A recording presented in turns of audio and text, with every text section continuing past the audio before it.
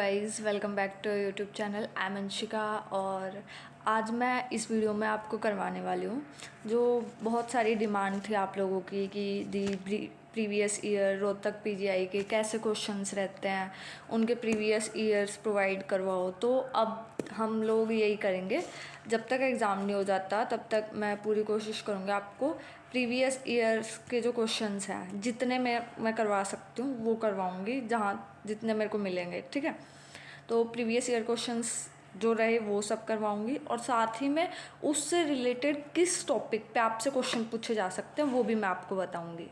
ठीक है, तो अच्छे से फोकस्ड होके जैसे जैसे मैं क्वेश्चंस आपको बताऊंगी तो स्क्रीन पे जब क्वेश्चन होगा तो आप मेरे साथ ही ट्राई करने की कोशिश कीजिएगा, उसके बाद अपना आंसर मैच कीजिएगा। ठीक है, और जो जो क्वेश्चन मैं बताऊंगी कॉपी पेन लेके ही बैठिएगा कि इस टाइप के इस टॉपिक से क्वेश्चन पूछे जा सकता है, तो वो क्वेश्चन भी आप साथ में कॉपी में नोट करोगे। और वीडियो एंड होने के बाद आप उस टॉपिक को, अगर वो टॉपिक आपको आता है तो ठीक है, अदरवाइज़ उस टॉपिक को एनसीईआरटी से पढ़ोगे। ठीक है, ये काम आपको करना ही करना है। तो शुरू करते हैं। आज हम बायोलॉजी के करेंगे 25 क्वेश्चंस। ठीक है, तो फर्स्ट क्वेश्चन करते हैं, which has its own DNA.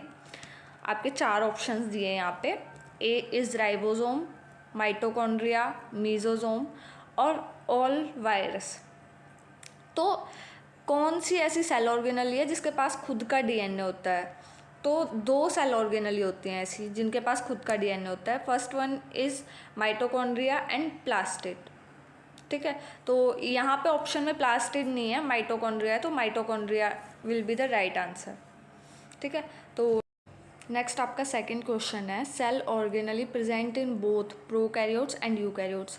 ऐसी सेल ऑर्गेनली जो प्रोकैरियोट्स एंड यूकैरियोट्स दोनों में मिलती है। फर्स्ट वन इज ऑप्शंस जो आपके mitochondria, ER, ribosome and nucleus. तो आपको पता है कि प्रोकैरियोट्स के अंदर मेम्ब्रेन बाउंड ऑर्गेनलीज नहीं होती हैं और यूकैरियोट्स के अंदर मेम्ब्रेन बाउंड ऑर्गेनली होती है।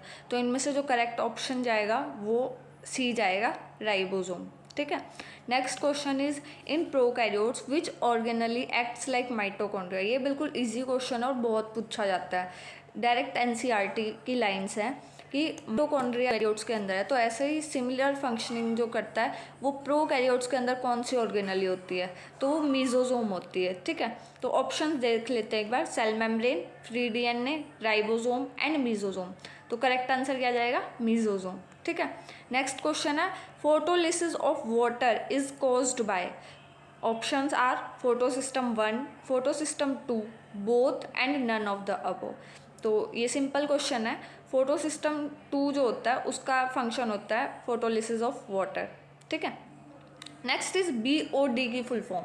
ये बिना ऑप्शन देखे एक बार आप मुझे बताइएगा। ठीक है, ये इसमें क्या रहता है? वैसे तो ये क्वेश्चन बिल्कुल सिंपल रहते हैं, बट कई बार क्या रहता है वहाँ पे आप एकदम से देखोगे तो सबके सब क्वेश्चन सिमिलर दिखने लगते हैं। जैसे ऑप्शन मैं एक बार बताती हूँ आपको, biochemistry oxygen demand, bio oxygen demand, biomedical oxygen demand, biochemical oxygen demand. तो हो सकता है बिल्कुल 2 तो बिल्कुल आपको, तो इसका करेक्ट आंसर जाएगा बायोकेमिकल ऑक्सीजन डिमांड। ठीक है, तो ध्यान से जितना भी आप एनसीईआरटी वगैरह पढ़ते हो तो एक एक वर्ड को अच्छे से पढ़ लीजिएगा। ठीक है, next is start codon is. Next question आपका स्टार्ट कोडोन पूछा आपसे। Option are AUG, UAG, UGA and GAU। तो देखो इसका आंसर तो आपको पता होगा, ऑब्वियसली फर्स्ट जाएगा इसका AUG। ठीक है, स्टार्ट कोडोन है। इसके साथ ही इससे रिलेटेड क्वेश्चन आपसे इस ईयर हो सकता है ये पूछ ले, स्टॉप कोडोन कौन से हैं। तो जितने भी स्टॉप कोडोन्स हैं उनके नाम आपको पता होने चाहिए। ठीक है, अब नेक्स्ट क्वेश्चन देखते हैं। तो हम अब तक 6 क्वेश्चंस कर चुके हैं। Next is 7th question, edible part of coconut. Coconut का edible options are endosperm, epicarp, endocarp and pericarp. 4 options दिए गए आपको, तो आंसर जाएगा इसका एंडोस्पर्म। ठीक है, एपिकार्प आउटर कवरिंग होती है, एंडोकार्प इनर कवरिंग होती है, बीच वाली जो कवरिंग होती है मिडल कवरिंग उसे हम मीजोकार्प कहते हैं। ठीक है, तो एडिबल पोर्शन कौन सा था? एंडोस्पर्म। ठीक है, next is Balbiani rings are found in. ये प्रीवियस ईयर ही पूछा गया था क्वेश्चंस। तो इसके ऑप्शंस है पॉलीजोम्स, पोमोजोम, autosomes and all of the above. तो इसका जो करेक्ट आंसर होगा वो B होगा, polytene chromosome.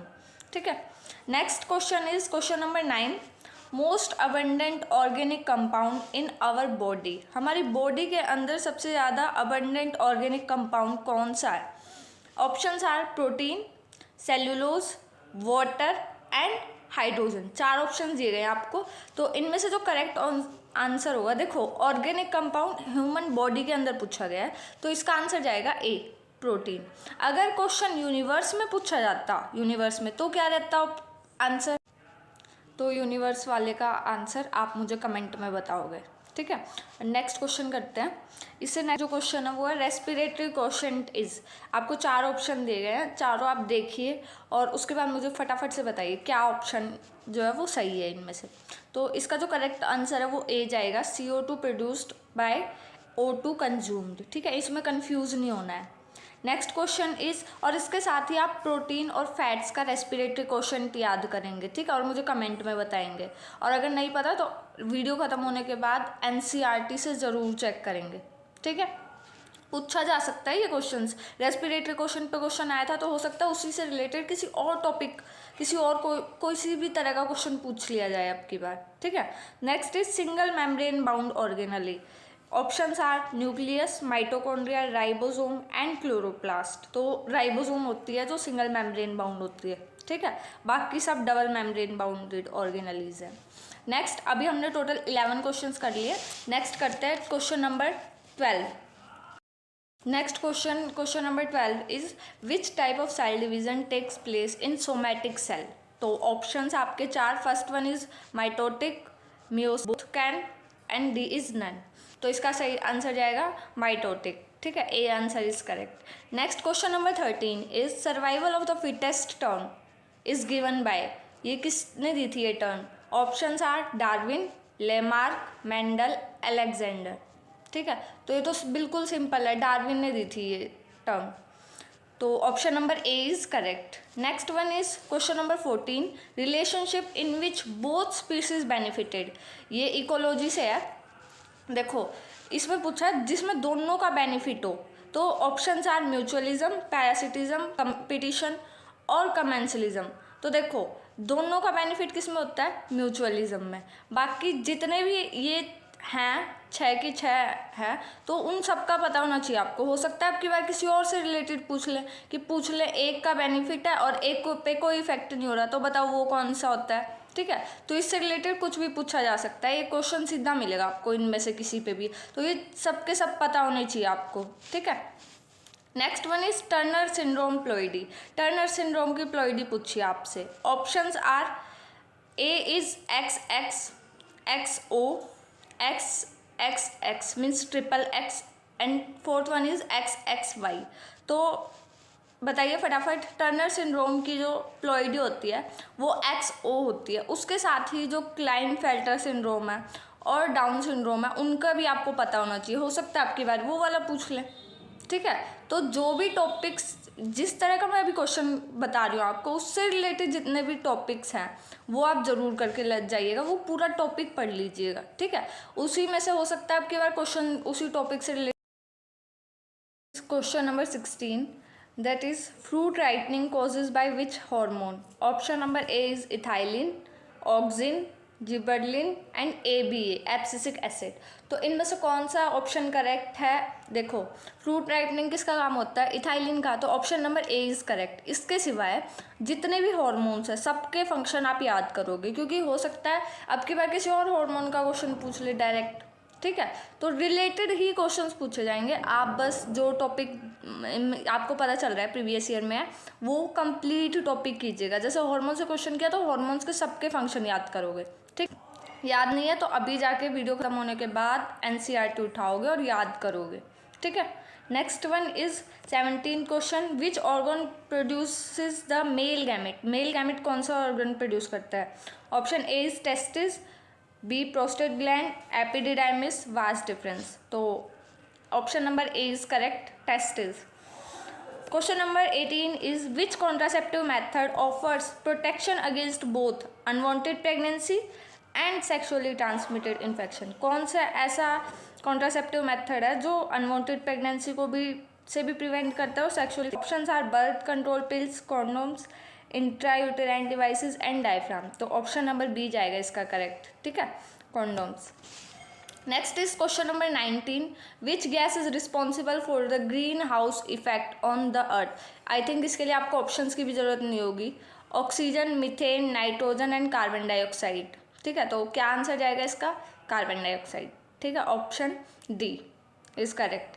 Next is what is the function of insulin in human body. Human body में इंसुलिन का function, option A is digest food, control blood sugar level, produce energy and fourth one is filter waste. तो इसका correct answer जाएगा control blood sugar level, ठीक है। इसके साथ ही आपसे ये पूछा जा सकता है आपकी बार कि इंसुलिन की सिक्रीशन कौन करवाता है, तो इसका आंसर आप मुझे कमेंट में बताओगे, ठीक है। Next question is question number 21, which is in which phase of cell cycle does DNA replication occurs. Options are G1 phase, S phase, G2 phase and M phase. तो डीएनए रेप्लिकेशन किस में होती है, S phase में, synthesis phase में, ठीक है, option number B is correct. तो इसके साथ ही सेल साइकिल के जितने भी फेजेस है वो सब आपको याद होने चाहिए, और उस फेज में क्या होता है वो सब भी, ठीक है। किसी भी फेज का क्वेश्चन आपकी बार पूछा जा सकता है आपसे। Next question is what is the function of the enzyme DNA polymerase during DNA replication. DNA polymerase का क्या फंक्शन होता है डीएनए रेप्लिकेशन में।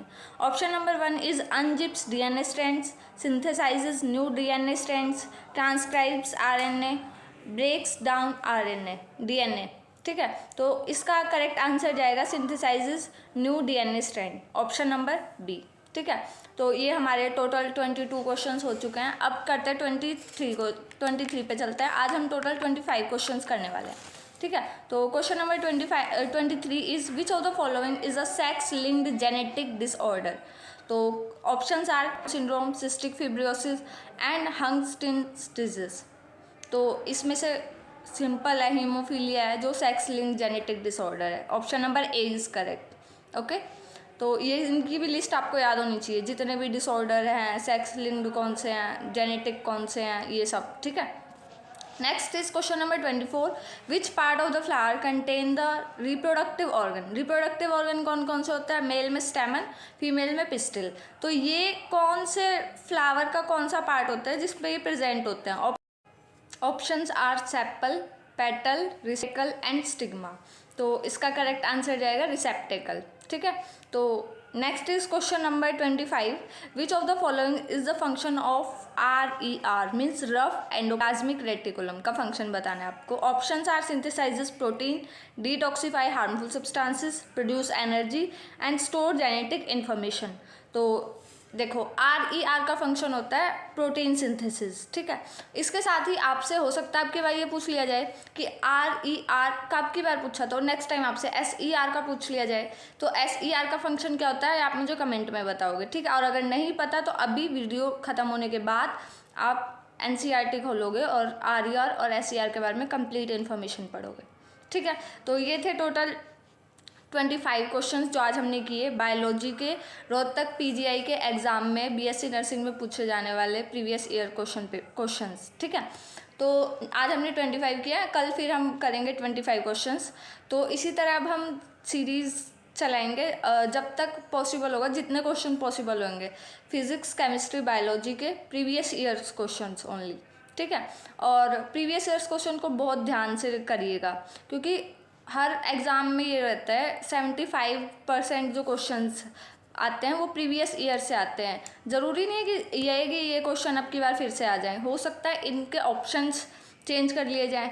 जैसे वो माइटोकॉन्ड्रिया वाला क्वेश्चन था, तो हो सकता है उसमें माइटोकॉन्ड्रिया की जगह अब की बार प्लास्टिड दे दिया जाए, तो ऑप्शन तो वो भी सही होगा ना, माइटोकॉन्ड्रिया नहीं दिया जाए अब की बार। तो इसी तरह जितने भी ऑप्शंस रहते हैं, हर एक ऑप्शन का आपको ये रीज़न पता होना चाहिए कि ये आंसर क्यों नहीं है, ठीक है। तो इससे रिलेटेड मतलब एक क्वेश्चन में जितने ऑप्शंस है उस सबके बारे में आपको पता होना चाहिए। तो इस तरह से प्रीवियस ईयर क्वेश्चंस रिपीट होते हैं, और प्रीवियस ईयर क्वेश्चंस करने मस्ट होते हैं।